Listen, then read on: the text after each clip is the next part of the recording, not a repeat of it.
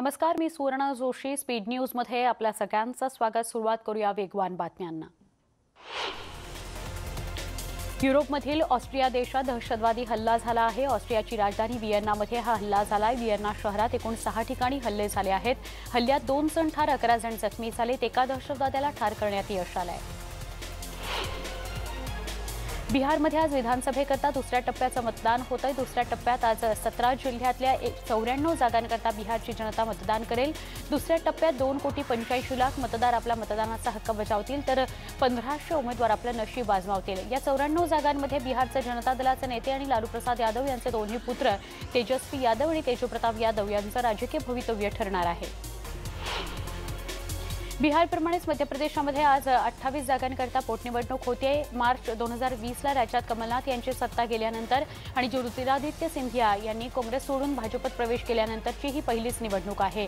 28 जागांच्या या पोटनिवडणुकीमध्ये सध्याच्या 12 मंत्र्यांसह 355 उमेदवार निवडणुकीच्या मैदानात उतरले आहेत. मध्य प्रदेशच्या इतिहासात पहिल्यांदाच इतक्या मोठ्या म्हणजे 28 जागांकरता पोटनिवडणूक होतीये. न्यूज 18 लोकमतनं एसटी कर्मचाऱ्यांच्या पगाराचा मुद्दा लावून धरल्यानं अखेर सरकारला जाग आली आहे. एसटी कर्मचाऱ्यांना रोख भोजन भत्ता देण्यात येणार आहे. परिवहन मंत्री अनिल परब यांनी तसे आदेश प्रशासनाला दिले आहेत. गेले 2 महिने 1000 बसेससाठी सुमारे 4500 पेक्षा अधिक एसटी कर्मचारी मुंबईतील बेस्ट वाहतुकीच्या सेवेमध्ये आहेत. त्यांची राहण्याची आणि जेवणाची व्यवस्था एका खासगी संस्थेला देण्यात आली होती. कर्मचाऱ्यांच्या कामाची वेळ आणि संबंधित कंपनीकडून जेवण पुरवण्याची वेळ यामध्ये तफावत असल्यानं जेवणाबाबतच्या समस्या निर्माण झाल्या होत्या. तसंच जेवणाचे प्रत किंवा जेवण निकृष्ट दर्जाचं असल्याचंही समोर आलेलं आहे. एसटी महामंडळ आर्थिक अडचणीत सापडलं असून त्याला बाहेर काढण्याकरता सरकारकडून कर्ज काढलं जाणार आहे. एसटीमध्ये सध्या कर्मचाऱ्यांचं वेतन देण्यासाठीही पैसे उरलेले नाहीत. यासाठी 2000 कोटी रुपयांचं कर्ज काढण्याचं तसंच डेपो गहाण ठेवण्याचं सूतोवाच परिवहन मंत्री अनिल परब यांनी नुकतंच केलं. एसटी महामंडळ कर्मचारी त्यांच्या पगारासाठी बस डेपो बँकेकडे गहाण ठेवावीत का, याबाबत संचालक मंडळाची बैठक सुद्धा काल पार पडणार होती. दिवाळीआधी नागरिकांना वीज बिलासंदर्भात दिलासा मिळेल असं संकेत ऊर्जामंत्री नितीन राऊतांनी दिले आहेत. वीज बिलासंदर्भात मुख्यमंत्र्यांचा फोन आला. वीज बिलांची फाईल वित्त विभागाला पाठवण्यात आली असल्याची माहिती त्यांनी दिली. तसंच 12 ऑक्टोबरला मुंबईत वीज पुरवठा खंडित झाला होता, त्याबाबतही चौकशी सुरू आहे. येत्या बजेटमध्ये अधिवेशन काळात 100 युनिट मोफत देता येतील का, याचाही आढावा घेतला जाणार असल्याचं राऊत म्हणाले. 11वीच्या विद्यार्थ्यांच्या ज्या प्रवेश प्रक्रिया थांबल्या आहेत त्या लवकरात लवकर सुरू कराव्यात अशी मागणी अशोक चव्हाणांनी केली. तर विद्यार्थ्यांचं वर्ष वाया जाऊ नये त्यासाठी कॅबिनेटनं योग्य निर्णय घ्यावा असंही अशोक चव्हाण म्हणाले आहेत. राज्यामध्ये मराठा विरुद्ध ओबीसी असा वाद लावण्याचा काही राजकीय पक्ष षडयंत्र रचत आहेत. मराठा समाजाचं आरक्षण हे ओबीसींच्या आरक्षणाला धक्का न लावता दिलेलं वेगळं आरक्षण आहे आणि मागच्या सरकारची हीच भूमिका होती, आजच्या सरकारचीही हीच भूमिका आहे असं अशोक चव्हाण म्हणाले. त्यांनी तसं स्पष्ट केलं. मराठा समाजातील आर्थिक मागास प्रवर्गामध्ये येणाऱ्या विद्यार्थ्यांना वैद्यकीय शिक्षण यासाठी 100% स्कॉलरशिप देण्याबाबत विचार सुरू आहे अशी माहिती वैद्यकीय शिक्षण मंत्री अमित देशमुखांनी दिली. ऑनलाईन आणि ऑफलाईन प्रवेश झाले असून मुलांचा अभ्यास सुरू व्हावा याकरता ऑनलाईन क्लासेस सुरू करण्यात आलेले आहेत. ज्याचे प्रवेश झाले नाहीत त्यांनाही क्लासेस अटेंड करता येणार असल्याची माहिती शिक्षण मंत्री वर्षा गायकवाड यांनी दिली. 18 लाख विद्यार्थी 10वी पास झालेले आहेत. त्यातील 11 लाख विद्यार्थ्यांना प्रवेश देण्यात आलेला आहे. 7 लाख विद्यार्थ्यांचे प्रवेश लवकरच होतील असं त्यांनी सांगितलं. मुंबई महानगरपालिकेतील कर्मचाऱ्यांना दिवाळीनिमित्त बोनस जाहीर करण्यात आलेला आहे. महापालिका कर्मचाऱ्यांना 15,500 रुपये, अनुदानप्राप्त खासगी शाळेतील शिक्षक आणि शिक्षकेतर कर्मचारी 7,750 रुपये आणि सामाजिक आरोग्य स्वयंसेविकांना भाऊबीज म्हणून 4,400 रुपये देण्यात येणार आहेत. गेल्या वर्षीच्या तुलनेमध्ये 500 रुपयांची वाढ करण्यात आलेली आहे. फडणवीस आणि राज्यपाल विधान परिषदेसाठी पाठवलेली 12 आमदारांची नावं बाजूला काढण्याचं ठरवलंय. आमदार विनायक कोरे यांच्या घरी अनौपचारिक गप्पा मारताना चंद्रकांत पाटलांनी हे वक्तव्य केल्याचा आरोप ग्रामविकास मंत्री हसन मुश्रीफ यांनी केलाय. कोरे यांच्या घरी राष्ट्रवादी काँग्रेसचे 2 कार्यकर्ते उपस्थित होते असेही मुश्रीफांनी सांगितलंय. विधान परिषदेच्या जागांकरता जोरदार रस्सीखेच सुरू आहे. शिवसेना, काँग्रेस आणि राष्ट्रवादी काँग्रेसकडून उमेदवारांची नावं निश्चित करण्यात आलेली आहेत. या यादीतून उर्मिला मातोंडकर आणि शरद पोंक्षे यांचा पत्ताकट किंवा त्यांच्या नावांचा विचार केला गेलेला नाहीये. आता ही यादी मुख्यमंत्री उद्धव ठाकरे राज्यपालांकडे सादर करतात की नावं राखीव ठेवतात याकडे लक्ष लागलेलं आहे. राज्यपाल नियुक्त 12 जागांबाबत राज्यपाल मंत्रिमंडळाच्या शिफारसीनुसार योग्य निर्णय घेतील अशी अपेक्षा अशोक चव्हाणांनी व्यक्त केली. मुख्यमंत्री उद्धव ठाकरे यांच्या उपस्थितीमध्ये MIDC आणि विविध कंपन्यांमध्ये सामंजस्य करारांवर स्वाक्षऱ्या झाल्या। 15 कंपन्यांमार्फत जवळपास 34,850 कोटींची गुंतवणूक राज्यात करण्यात येते आहे। तसंच यामुळे सुमारे 23,182 लोकांना रोजगार उपलब्ध होतील अशी माहिती मिळते। राज्यात 1 लाख कोटींच्या गुंतवणुकीचं लक्ष्य असल्याचं मुख्यमंत्री यावेळी म्हणाले। इतिहासात मराठ्यांचं एकदा पानिपत झालं होतं, आता मराठा समाज एकत्र आला नाही तर दुसरं सामाजिक पानिपत होईल आणि इतिहास आपल्याला माफ करणार नाही। मराठा समाज एकत्र येत नाही ही सगळ्यात मोठी खंत असल्याचं भाजप आमदार शिवेंद्रराजे भोसले यांनी साताऱ्यात आयोजित करण्यात आलेल्या विभागीय मराठा आरक्षण गोलमेज परिषदेमध्ये बोलताना खंत व्यक्त केली। साताऱ्यामध्ये आज मराठा आरक्षण गोलमेज परिषदेचं आयोजन करण्यात आलं होतं। या गोलमेज परिषदेला उदयनराजे भोसले यांनाही आमंत्रण देण्यात आलं होतं। मराठा क्रांती मूक मोर्चा, मराठा ठोक मोर्चा आणि सकल मराठा समाज या संघटनांची संयुक्त गोलमेज परिषद झाली आणि या परिषदेमध्ये मराठा आरक्षणासंदर्भात आंदोलनाची दिशा ठरवली गेली। 1 नोव्हेंबरपर्यंत मंदिरे उघडण्याच्या मागणीला राज्य सरकारनं कोणताही प्रतिसाद न दिल्यानं आध्यात्मिक समन्वय आघाडी 5 नोव्हेंबरला श्री क्षेत्र तुळजापूर इथं महाराष्ट्राची कुलस्वामिनी आई तुळजाभवानी मातेच्या प्रवेशद्वारावर ठिय्या आंदोलन करणार आहे। मंदिरं उघडण्याची घोषणा होत नाही आणि आम्हाला आई तुळजाभवानी मातेचं दर्शन होत नाही तोपर्यंत आमचं आंदोलन सुरू राहील असं भोसले म्हणाले। औरंगाबाद इथल्या टीव्ही सेंटर चौकामध्ये 31 ऑक्टोबरला भाजप कार्यकर्त्यांनी निदर्शने केली। या निदर्शनाची पूर्वपरवानगी न घेणं चांगलंच त्यांना भोवलेलं आहे। नियमांचं उल्लंघन केल्याप्रकरणी मनोहर भास्कर, राजेंद्र साबळे पाटील, दीपक खोतकर, हर्षवर्धन कराड, अभिषेक जयस्वाल, राहुल रौजतकर, राहुल नरोटे, पंकज साकला आणि इतर 20 ते 25 कार्यकर्त्यांवर सिडको पोलीस ठाण्यामध्ये गुन्हा दाखल करण्यात आला आहे। लॉकडाऊनमुळे खासगी क्लासेस बंद होते, आता क्लासेस सुरू करण्याकरता संचालक मनसे अध्यक्ष राज ठाकरे यांना भेटले।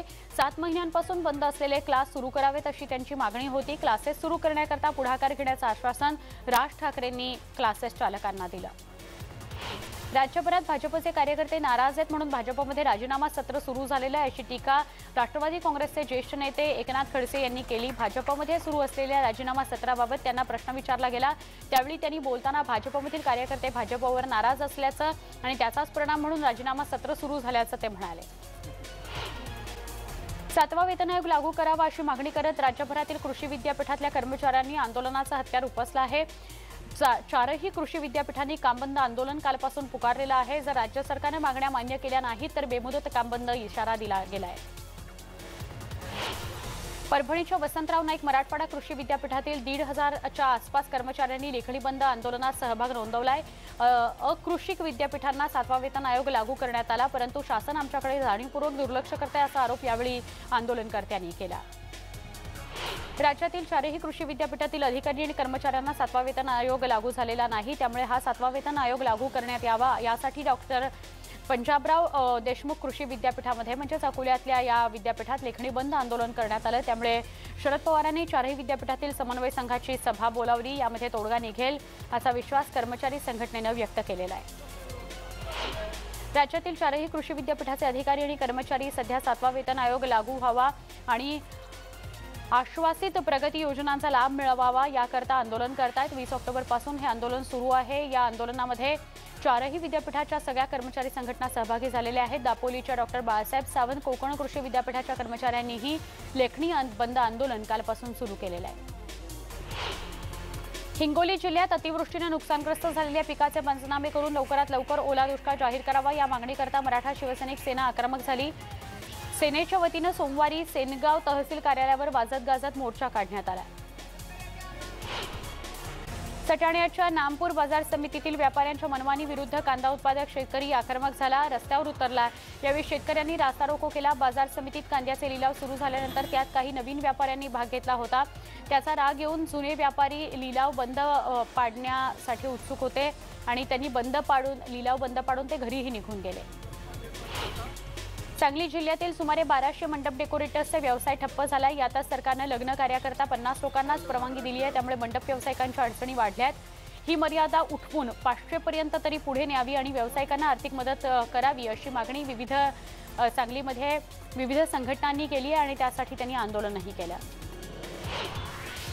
कोरोनाच्या पार्श्वभूमीवर मंगल कार्यालयांवर लादण्यात आलेल्या अटी शिथिल कराव्यात या मागणीकरता नांदेडमध्ये सुद्धा मंगल कार्यालय आणि संबंधित व्यवसाय करणाऱ्या शेकडो मालक आणि कामगारांनी आंदोलन केलं। कार्यक्रमाकरता लादण्यात आलेली किमान 50 व्यक्तींची अट रद्द करावी, किमान 500 व्यक्तींसाठी परवानगी दिली जावी अशी त्यांची मुख्य मागणी आहे। लॉकडाऊनमुळे अनेक व्यवसाय ठप्प झाले आहेत, पण लग्नसराई, डेकोरेशन, बँड, डीजे, घोडे, कॅटरिंगवाले यांचा व्यवसायच बंद आहे। दुसरीकडे घोडे व्यावसायिकांवर मोठं संकट आलेलं आहे। येत्या 10 तारखेपर्यंत शासनाने निर्णय घ्यावा, अन्यथा संपूर्ण व्यावसायिक आपल्या साहित्य आणि कुटुंबासह रस्त्यावर उतरणार असल्याचा इशारा आंदोलकांनी दिलाय। कोल्हापुरातही मंडप डेकोरेशन व्यावसायिकांनी जिल्हाधिकारी कार्यालयावर मोर्चा काढला आणि जिल्हा प्रशासनाला याबाबतचं निवेदन दिलं। व्यवसायाला उभारी देण्याकरता राज्य शासनाने सार्वजनिक कार्यक्रमामध्ये 500 लोकांच्या उपस्थितीला परवानगी द्यावी, तसंच उपस्थितीची संख्या 50% टक्क्यांवर करावी अशी मागणी जोर धरतीये। सोलापूरमध्ये अतिवृष्टी झाली आणि घरात पाणी शिरलं, त्यामुळे मोठ्या प्रमाणात नुकसान झालं। या घटनेला 15 दिवस झाले, पंचनामे अजूनही करण्यात आलेले नाही, त्यामुळे संतप्त बार्शीकरांनी नगरपालिकेवर मोर्चा काढला होता। भाजप समर्थक अपक्ष आमदार राजा राऊत यांच्या ताब्यात असलेल्या नगरपालिकेवर भाजपच्या नेत्यानेच आंदोलन केल्याने राजकीय चर्चेला उधाण आलंय। दौंड नगरपालिकेतील नगराध्यक्षा शीतल कटारिया आणि विरोधी पक्षाचे राष्ट्रवादी काँग्रेसचे गटनेते बादशाहभाई शेख यांनी नगरसेवकांसोबत नगरपालिकेच्या आवारात आंदोलन केलं। बादशाहभाई शेख यांनी शीतल कटारिया यांच्यासोबत अशोभनीय भाषा वापरली म्हणून ते आंदोलन करतायत, तर बादशाहभाई शेख शीतल कटारियांविरोधात आंदोलन करतायत। कोरोना काळात वीज महावितरण कंपनीचा भोंगळ कारभार काही संपत नाहीये। चंद्रपूरमध्ये मोलमजुरी करून उदरनिर्वाह करणाऱ्या एका महिलेला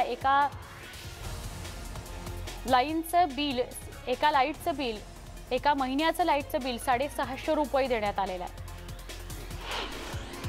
माजी मंत्री सुरेश धस यांच्या मुलाला कुस्तीचे डाव शिकवत असल्याचा व्हिडिओ व्हायरल होतो आहे। बीडमध्ये सुरेश धस आपल्या मुलाला कुस्तीचे धडे देत आहेत। पितापुत्रामध्ये रंगलेल्या अनोख्या कुस्तीची चर्चा सर्वत्र होते आहे। राज्यात दिवसभरामध्ये 4009 नव्या कोरोना रुग्णांची भर पडली, तर 10,225 रुग्ण बरे होऊन घरी गेले। दिवसभरात 104 रुग्णांचा मृत्यू झाला। सध्या राज्यात 1,18,000हून अधिक रुग्णांवर उपचार सुरू आहेत। देशात मागील 24 तासांमध्ये 45,230 नवे कोरोनाबाधित आढळले आहेत, तर 496 रुग्णांचा मृत्यू झाला आहे। याचबरोबर देशातील कोरोनाबाधितांची एकूण संख्या आता 82,29,313 वर पोहोचली आहे।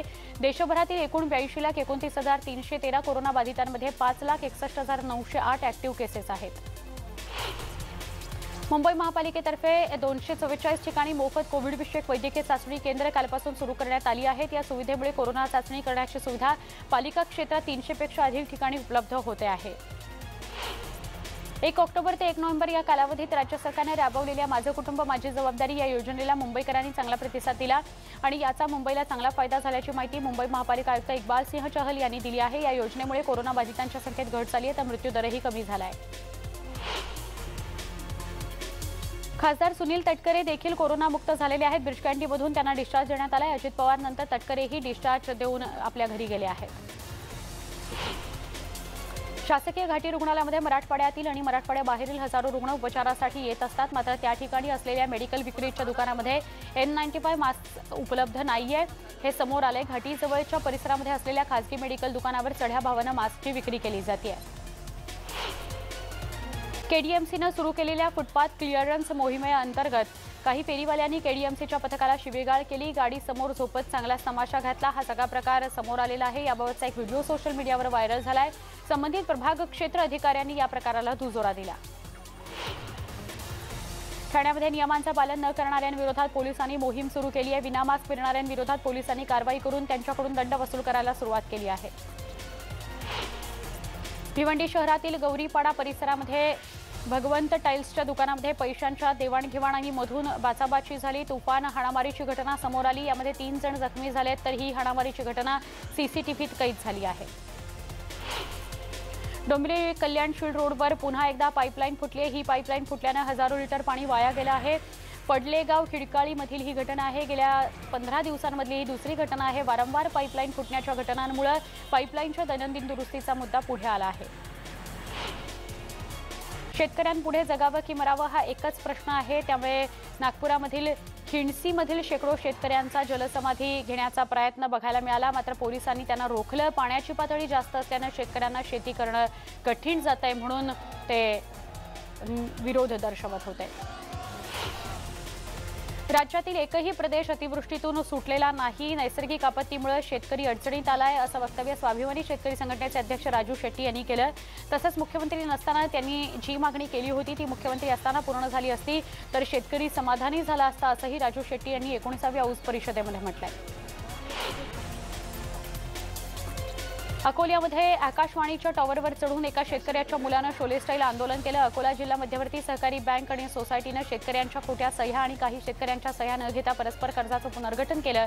त्यामुळे जिल्ह्यातील 17,700च्या वर शेतकऱ्यांना नाहक त्रासाला सामोरं जावं लागतंय. वाशिम जिल्ह्यातील वनोरा शिवारामध्ये 7 फुटांचा अजगर सापडला होता. याची माहिती मिळताच सर्पमित्रांनी धाव घेतली आणि अजगराला नैसर्गिक अधिवासामध्ये सोडून त्याला जीवदान दिलं. वाशिम जिल्ह्यामध्ये एकाच आठवड्यामध्ये अजगर सापडण्याची ही दुसरी घटना आहे. सिंधुदुर्गातील म्हापणाच्या माळरानावरील प्रति कासपठार रानफुलांनी बहरून गेलं आहे. हे कासपठार रेडी रेवस या सागरी महामार्गावर आहे. या ठिकाणी 40 ते 42 प्रकारची रानफुलं आहेत. या कासपठारामुळे एक वेगळाच आविष्कार राज्याच्या देवभूमीमध्ये पाहायला मिळतोय. पिवळ्या रंगाची सोनकी, चेंडूच्या आकाराची पानगेंद, खेळण्यांमध्ये खुळखुळ्याच्या आकाराचं जांभळ्या रंगाचं छटा असलेलं फूल अशी विविध प्रकारची फुलं इथं पाहायला मिळत आहेत. इथे एक छोटासा ब्रेक, लगेच भेटूया. पहा फक्त न्यूज 18 लोकमत. स्पीड न्यूजमध्ये पुन्हा एकदा स्वागत. वळूया पुढच्या बातम्यांकडे. जयपूर घराण्याचे ज्येष्ठ गायक आणि संगीततज्ञ पंडित दिनकर पणशीकर यांचं अंबरनाथ इथल्या खासगी रुग्णालयामध्ये निधन झालं. ते 85 वर्षांचे होते. नटवैर्य प्रभाकर पणशीकर आणि ज्येष्ठ विचारवंत दाजी पणशीकर यांचे धाकटे बंधू असलेल्या दिनकर पणशीकरांनी पंडित निवृत्तीबुवा सरनाईक यांच्याकडून जयपूर घराण्याची गायकी आत्मसात केली. शास्त्रीय गायक असलेल्या पणशीकरांनी कटियार काळजात घुसली या नाटकातही भूमिका केली होती. अमेरिकेतली अध्यक्षीय निवडणूक अवघ्या काही तासांवर येऊन ठेपली आहे. अमेरिकेला महान करण्याची प्रलोभनं दाखवणारी रिपब्लिकन पक्षाचे विद्यमान अध्यक्ष डोनाल्ड ट्रम्प विजयी होणार की अमेरिकन ड्रीम म्हणजेच सर्वसमावेशक अमेरिकेची खंडित परंपरा पुढे नेणारे डेमोक्रॅटिक पक्षाचे उमेदवार आणि माजी उपाध्यक्ष जो बायडेन बाजी मारणार याकडे सगळ्यांच्या नजरा लागलेल्या आहेत. आणि आता क्रीडा विश्वाकडे वळूया. मुंबईकर अजिंक्य रहाणेच्या दमदार अर्धशतकाच्या बळावर दिल्लीच्या संघानं बंगळुरूवर 6 गडी राखून विजय मिळवलेला आहे. देवदत्त पडिक्कलच्या अर्धशतकी खेळीमुळे बंगळुरूने 152 धावांपर्यंत मजल मारलेली होती. या आव्हानाचा पाठलाग करताना अनुभवी अजिंक्य रहाणे 60 आणि शिखर धवन 54 यांच्या अप्रतिम खेळीच्या जोरावर दिल्लीच्या संघानं विजय मिळवत गुणतालिकेमध्ये दुसरं स्थान पटकावलं आहे. तसंच पराभूत होऊनही चांगल्या रनरेटमुळे आरसीबीला प्ले ऑफचं तिकीट मिळालेलं आहे. आज आयपीएलमध्ये हैदराबाद विरुद्ध मुंबई इंडियन्स यांच्यात लढत होणार आहे. सलग 2 विजयांनिशी आत्मविश्वास उंचावणाऱ्या सनरायझर्स हैदराबादला बाद फेरी प्रवेश करण्यासाठी या सामन्यामध्ये मुंबई इंडियन्सला पराभूत करावं लागणार आहे. तसंच हैदराबादचा संघ सध्या गुणतालिकेमध्ये 5व्या स्थानावर असला तरी निव्वळ धावगती उत्तम राखल्याने मुंबई विरुद्धचा विजय त्यांना अंतिम 4 संघांमध्ये स्थान मिळवून देऊ शकेल. भारतातील महिला बॅडमिंटन खेळाडू पी.व्ही. सिंधू हिनं आपल्या ट्विटर अकाउंटवरून आय रिटायर असं जाहीर केलंय. तिच्या या ट्विटवरून सिंधूनं निवृत्ती घेतल्याची जोरदार चर्चा सुरू झाली आहे. मी डेन्मार्क ओपनमध्ये भारताचं प्रतिनिधित्व करू शकले नाही, पण असं असलं तरी मी आज ठरवलंय की सध्याच्या बेचैनीपासून स्वतःला रिटायर करायचं असं ट्विट तिने केलेलं आहे. आमिर खानची मुलगी इरा खान हिनं आपण 14 वर्षांची असताना माझ्यावर लैंगिक अत्याचार झाले होते असं इंस्टाग्राम पोस्टवर म्हटलं आहे. इंस्टाग्राम पोस्टवर हा क्लेशदायक प्रकार इरानं शेअर केला आहे.